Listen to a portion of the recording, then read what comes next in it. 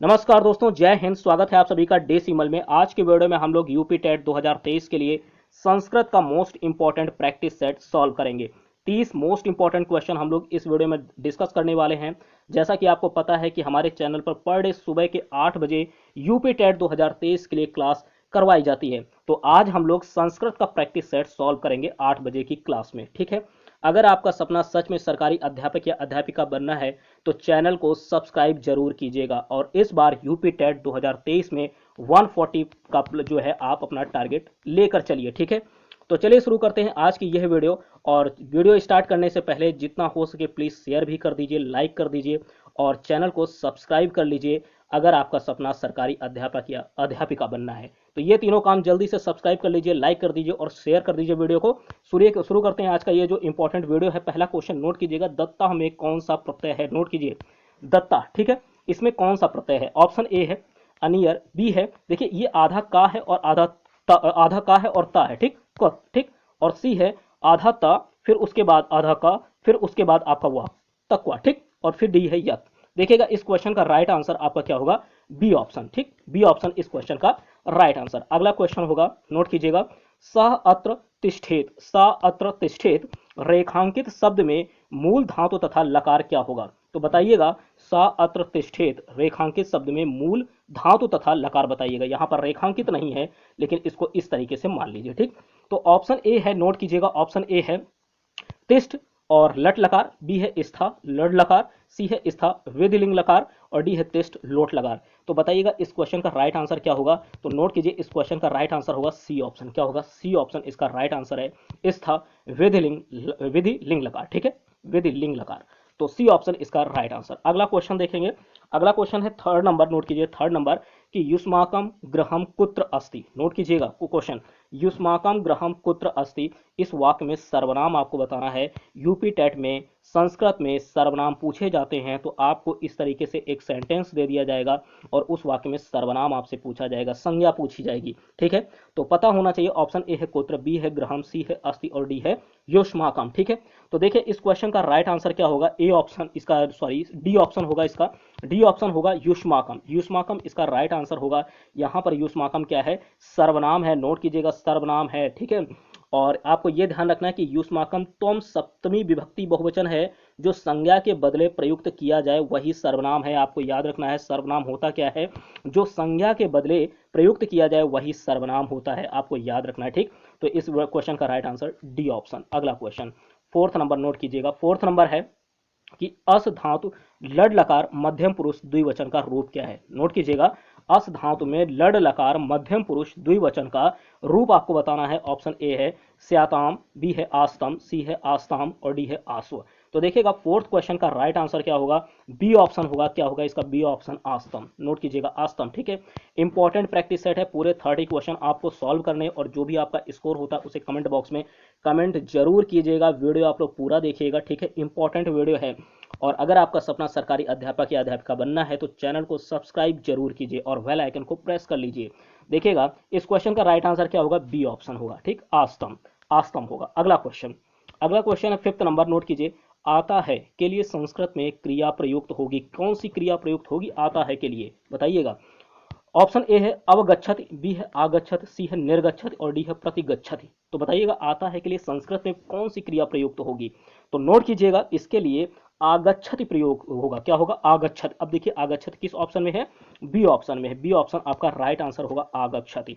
तो ध्यान दीजिएगा, आता है के लिए आगच्छति प्रयोग होगा संस्कृत में, तो बी ऑप्शन राइट आंसर। अगला क्वेश्चन 6 नंबर, निम्नलिखित में से कौन सा पद अव्यय है? आपको अव्यय बताना है, ठीक है। जैसे आपने हिंदी में अव्यय पढ़े हैं उसी तरीके से आपको संस्कृत में भी अव्यय पता होने चाहिए। तो ऑप्शन ए है लता, बी है गुरु, सी है राम और डी है यथा। तो बताइएगा इनमें से अव्यय क्या होगा? तो ध्यान दीजिए इस क्वेश्चन का राइट आंसर क्या होगा? इस क्वेश्चन का राइट आंसर होगा 6 का डी ऑप्शन, यथा। नोट कीजिएगा कि राम, लता और गुरु क्या हैं? ये तीनों ही, राम, लता और गुरु, ये तीनों ही संज्ञा हैं, ये तीनों ही संज्ञा हैं। इसमें नोट कर लीजिएगा, फिर से मैं लिख दे रहा हूं यहाँ पर, ध्यान से नोट कीजिएगा। ऊपर के तीनों क्या हैं भैया? ये तीनों ही संज्ञा हैं। क्या है? संज्ञा। नोट कीजिए अपने नोट्स में, ठीक है, इसको संज्ञा कहेंगे।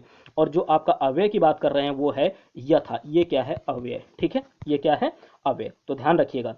और अव्यय शब्द का जो रूप है तीनों विभक्ति लिंग तथा वचन में समान होता है, इस बात को भी आपको ध्यान रखना है। क्या बात? कि अव्यय शब्द का जो रूप है वो तीनों विभक्ति लिंग तथा वचन, तीनों विभक्ति लिंग तथा वचन, ठीक है, तो इस इन सभी में समान ही रहता है, एक जैसा ही रहता है। ठीक, आगे बढ़ेंगे। अगला क्वेश्चन 7 नंबर, ज्ञातों में कौन सी धातु है? बताइएगा, ज्ञातों में कौन सी धातु है? इस तरीके के क्वेश्चन यूपी टेट में पूछे जाते हैं। आपको इस तरीके के क्वेश्चन तैयार रखने, वीडियो पूरा देखना है। अगर नहीं देखेंगे तो बाद में देखना पड़ेगा आपको, ठीक है। प्रिपरेशन तो करनी ही पड़ेगी, और जितनी प्रिपरेशन अभी से आपकी रहेगी उतना ही आपके लिए बाद में बेनिफिट होगा, ठीक है। बाद में केवल आपको रिवीजन ही करना होगा, ठीक है। तो जो लोग वीडियो पूरी देख रहे हैं, ठीक है, वो ये ध्यान रखें कि उनका जो स्कोर है वो 140 प्लस तो हो ही जाएगा, अगर लगातार आप हमारे चैनल से जुड़े हुए हैं तो, ठीक है। देखिएगा, ऑप्शन ए है यहाँ पर ज्ञा, बी है ज्ञात, सी है ज्ञा और डी है ज्ञान। तो देखिए, ज्ञातों में कौन सी धातु है आपको बताना है। ऑप्शन, इस क्वेश्चन का राइट आंसर होगा ज्ञा। क्या होगा? ज्ञा होगा, यानी सी ऑप्शन आपका राइट आंसर होगा, सी ऑप्शन, ठीक, ज्ञा, सी ऑप्शन राइट आंसर। आपको ध्यान रखना है कि ज्ञातवा शब्द ज्ञा धातु से कत्वा प्रत्यय करके बनता है, कत्वा प्रत्यय, ठीक है। और पूर्वकालिक क्रिया का बोध कराने के लिए संस्कृत में धातु के आगे जो है कत्वा प्रत्यय जोड़ा जाता है, इस बात का भी आपको ध्यान रखना है। तो यहाँ पर राइट आंसर आपका सी बनेगा। अगला क्वेश्चन 8 नंबर, पुष्पम में लिंग है, कौन सा लिंग है आपको बताना है? पुष्पम, ठीक है। पुष्पम, ऑप्शन ए है स्त्रीलिंग, बी है नपुंसक लिंग, सी है पुल्लिंग और डी है उपर्युक्त सभी लिंग। ऐसे कैसे हो सकता है, ठीक है। तो देखिए, इस क्वेश्चन में राइट आंसर होगा पुष्पम जो होता है, इसमें कौन सा अगर लिंग पूछा जाए तो आप बताएंगे नपुंसक लिंग। क्या बताएंगे आप? बी ऑप्शन इसमें बताएंगे, बी ऑप्शन, ठीक है। तो पुष्पम में नपुंसक लिंग है, यह अकारांत नपुंसक लिंग है, आपको ध्यान रखना है, ठीक है।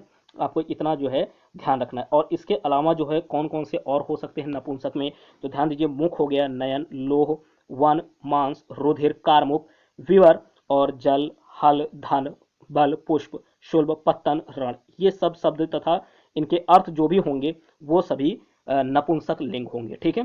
तो यहाँ लिखने की जरूरत नहीं है, मैंने बोल दिए हैं, ठीक है। मुख हो गया, नोट कर लीजिए, मुख हो गया, नयन हो गया, लोह हो गया, ठीक है, वन हो गया, मांस, रुधिर, कारमुक, विवर, जल, हल, धन, बल, पुष्प, शुल्ब, पत्तन, ये सभी के सभी जो होते हैं नपुंसक लिंग में आते हैं, ठीक। आगे बढ़ेंगे। प्रतिदिनम में समास, देखिए हिंदी में भी आपने पढ़ा होगा प्रतिदिनम, प्रतिदिन के लिए कौन सा समास होगा? तो राइट आंसर होगा बिना इसमें आपको ऑप्शन सर्च ही नहीं करना, अव्ययी भाव तुरंत लगा लेना है, ठीक है। बाकी ऑप्शन भूल जाइए, ठीक। अव्ययी भाव आपको याद रखना है। प्रतिदिनम में कौन सा समास होगा? तो भैया होगा अव्ययी भाव, ठीक। अगला क्वेश्चन 10 नंबर, उपेंद्र का संधि विच्छेद क्या होगा? उपेंद्र, ठीक है। तो देखिए, उपेंद्र का संधि विच्छेद आपको बताना है, तो ऑप्शन ए है उपह धन इंद्र, ठीक, बी है उपधन इंद्र, सी है आपका, नोट कीजिएगा, सी है उपधन इंद्र और डी है उप प्लस उपधन इंद्र, ठीक। तो देखिएगा, उपेंद्र का जो उपेंद्र है इसका संधि विच्छेद होगा, राइट आंसर उपधन इंद्र। क्या होगा? उपधन इंद्र, ठीक है, उपधन इंद्र, ठीक। तो ये होगा इसका राइट आंसर। अब देखिए किसमें मिल रहा है उपधन इंद्र, यहाँ पर विसर्ग लगा लीजिएगा, ठीक। तो इस हिसाब से आपका राइट आंसर होगा 10 का बी ऑप्शन, ठीक। 10 का बी ऑप्शन होगा उपधन इंद्र, ये आपका राइट आंसर है, संधि विच्छेद। अगला क्वेश्चन 11 नंबर, भानुना में विभक्ति आपको बतानी, ठीक। तो देखिए, विभक्ति वाले क्वेश्चन भी आपको तैयार रखने हैं, ठीक है।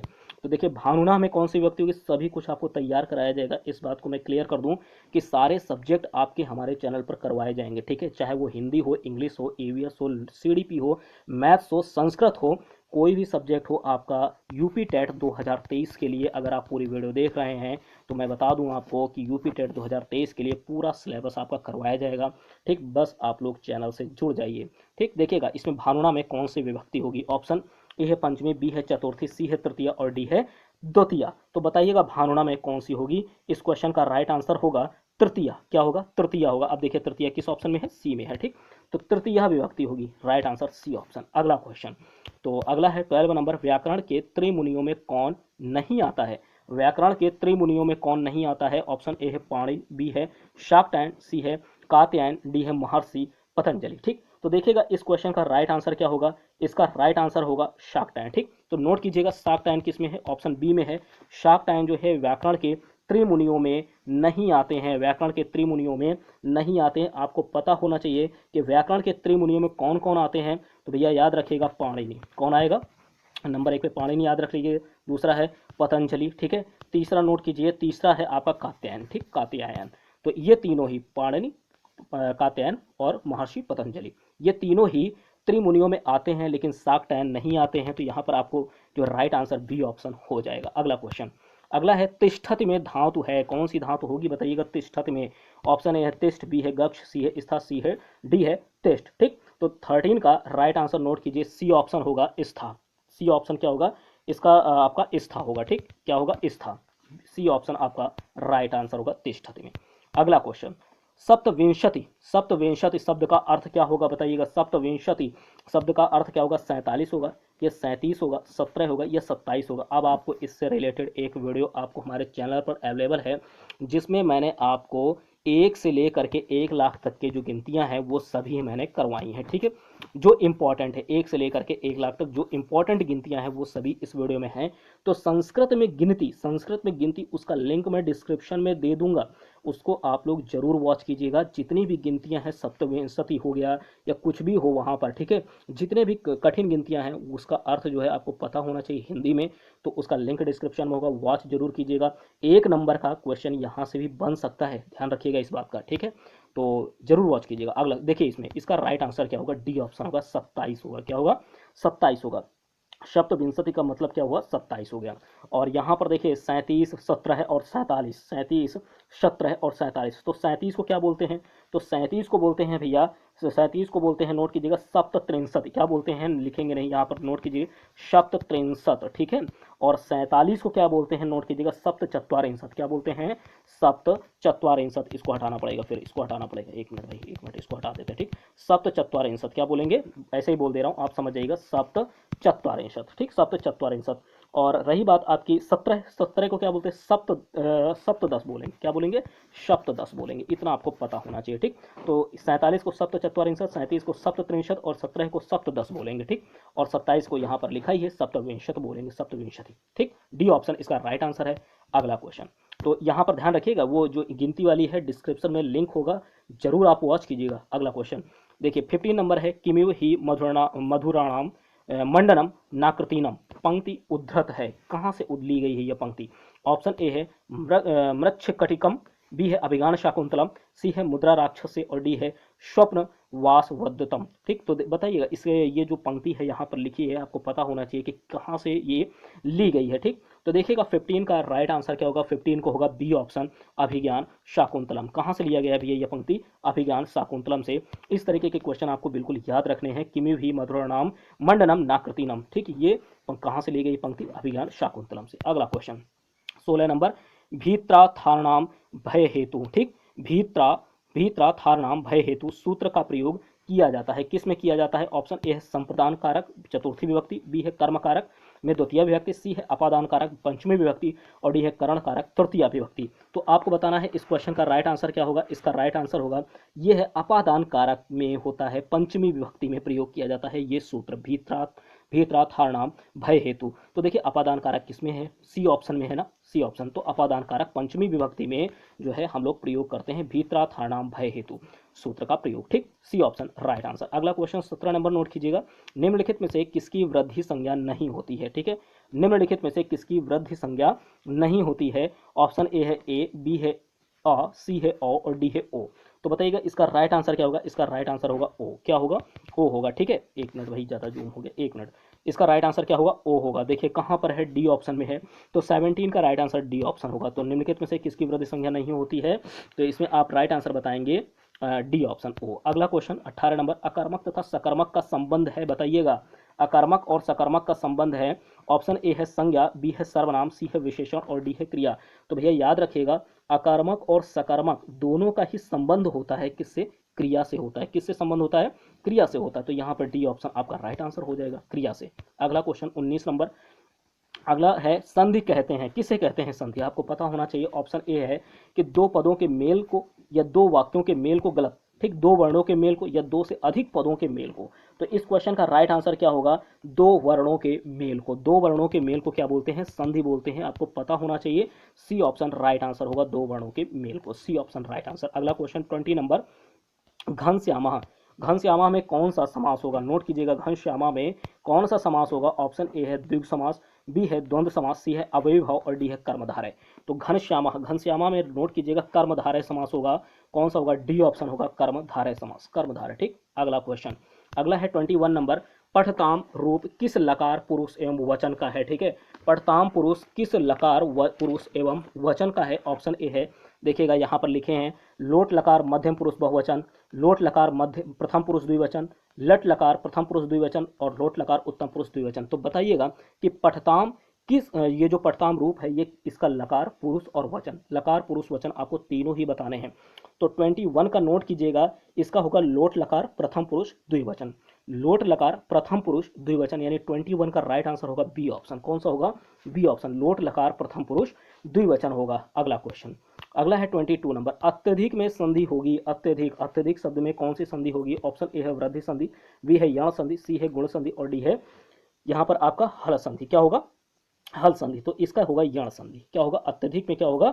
अत्यधिक में होगा अति धन अधिक। आप क्या लिखेंगे? अत्यधिक को क्या लिख सकते हैं? अति धन अधिक। क्या लिखेंगे? अति धन अधिक, अति धन अधिक लिखेंगे आप इसको। ठीक है, तो अति धन अधिक क्या हो जाएगा? ये हो जाएगा अत्यधिक, अत्यधिक। ठीक है, अब इसमें यण संधि होगा, बी ऑप्शन आपका राइट आंसर होगा। और इसका सूत्र क्या है जो वृद्धि संधि है?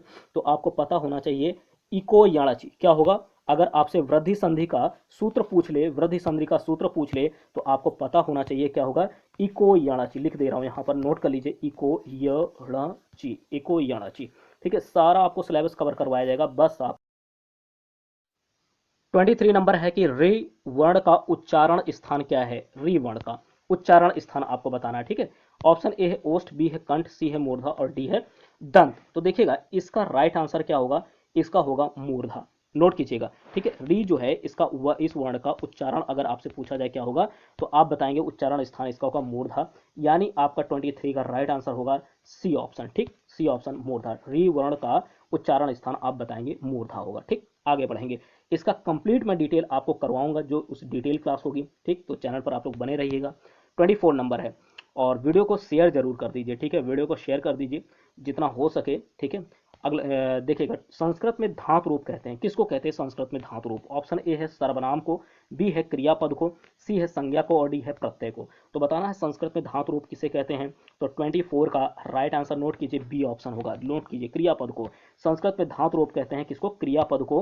बी ऑप्शन आपका राइट आंसर होगा। ठीक, क्रियापद। अगला क्वेश्चन नोट कीजिए, अगला क्वेश्चन है, नैनम छिदंत शस्त्राणी नैनम दहति पावका न चैवम क्लेदयंतापो न शोषयति मारुता। अब ये जो है क्या है? श्लोक है, श्लोक है, काफी अच्छा श्लोक है। ठीक है, आपको बताना है कि ये श्लोक किस ग्रंथ से लिया गया है, कौन सा ग्रंथ है जहां से ये जो है लिया गया है। नैनम छिदंत शस्त्राणी नैनम दहति पावका न चैवम क्लेदयंतापो न शोषयति मारुता। तो बताइएगा, ऑप्शन ए है, नोट कीजिए, भामिनी विलास नीति शतकम, सी है श्रीमद् भागवत गीता और डी है कुमार संभवम। तो ये तो भैया सबको पता होना चाहिए कि ये कहाँ से श्लोक लिया गया है। तो इस क्वेश्चन का 25 का राइट आंसर क्या होगा? सी ऑप्शन होगा भैया। ठीक है, श्रीमद् भागवत गीता से है, श्रीमद् भागवत गीता से है, बहुत ही अच्छा श्लोक है। तो सी ऑप्शन इसका राइट आंसर होगा। ठीक, तो अगला क्वेश्चन देखते हैं 26 नंबर, त्रिवेणी पद में कौन सा समास होगा? आपको बताना त्रिवेणी पद। ठीक है, तो आपको ये याद रखना है कि जिस शब्द का पहला अक्षर जो है, ठीक है, जो शब्द उसका पहला अक्षर अगर संख्यावाचक है तो वो कौन सा होता है? तो द्विगु समास होता है। कौन सा होता है? द्विगु समास होता है। इतना जो है इसमें आपको ऑप्शन देने की जरूरत है ही नहीं, तत्पुरुष होगा नहीं, द्वंद्व होगा नहीं, और ये आपका अव्ययी भाव होगा नहीं। ठीक है, तो इसका राइट आंसर डी ऑप्शन होगा। कौन सा? डी ऑप्शन आपका राइट आंसर। और इसके लिए बता दूं कि अगर किसी शब्द में यथा आगे उपसर्ग लगा हुआ है, अव्ययी भाव के लिए मैं बता रहा हूं, ठीक है, अव्ययी भाव के लिए, कि अगर किसी शब्द में यथा उपसर्ग लगा है, ठीक है, तो ध्यान रखिएगा वो अव्ययी भाव समास होते हैं। अव्ययी भाव और प्रति लगा है, यथा और प्रति, याद रखिएगा, यथा और प्रति ये दोनों लग गए तो वो अव्ययी भाव समास हो जाता है। ठीक है, तो इसकी एक ट्रिक है। तो द्विगु समास में याद रखिएगा, उसमें जो है पहला अक्षर जो होता है वो संख्यावाचक होता है। तो यहाँ पर त्रि निकल रहा है ना, त्रि का मतलब आप लोग समझ रहे होंगे, त्रि का मतलब क्या होता है? तीन। त्रि का मतलब क्या हुआ? तीन। ठीक, तो आप समझ गए होंगे त्रिवेणी में कौन सा होगा? द्विगु समास होगा। अब इसी तरह आपका हो जाता है कि नवग्रह, क्या लिखा होता? नवग्रह लिखा होता। तो नव आगे नौ निकल रहा है कि नहीं, संख्यावाचक। ठीक है, तो इसी तरीके से याद रखिएगा, संख्यावाचक अगर पहला अक्षर है तो द्विगु।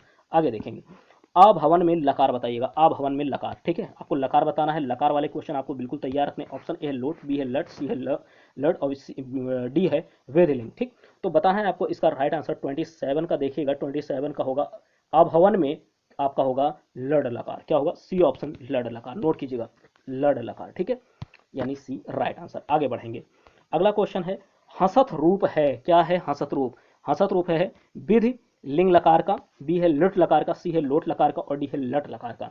तो नोट कीजिएगा भैया, हसत रूप है ये लट लकार का, किसका है? लट लकार का। अब ये कहां पर है 28 में? देखिएगा डी ऑप्शन में है ना, डी ऑप्शन, ठीक, लट लकार।